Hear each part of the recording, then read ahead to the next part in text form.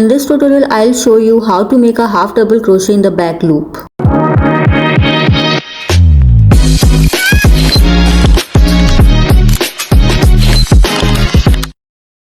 We start with a simple slip knot and chain of any number. The chain number is all up to your project requirement. Simple chain a stitch we will do first. In the third chain from the hook, 1, 2, 3. In the third chain we will make half double crochet. So yarn over, insert your hook in the third chain. Take the yarn, take it out from the chain, 3 loops on your hook. See, there are the 3 loops. Now again yarn over and pull through all the loops. So this is how we make our first half double crochet. Now again yarn over and insert your hook in the chain, 3 loops, again yarn over and pull through all 3 loops. By repeating the same pattern, we will make half double crochet across in each stitch.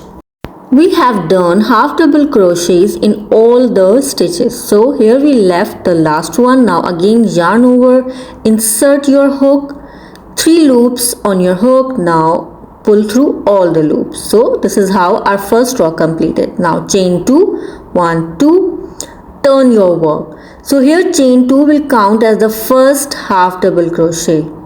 Now let's make a half double crochet in the back loop only. Not in the both loops, only the back loop. Okay, first we are going to make our first half double crochet in the back loop in between these 2 stitches. Like yarn over and pull through all the loops. So our first half double crochet has been done.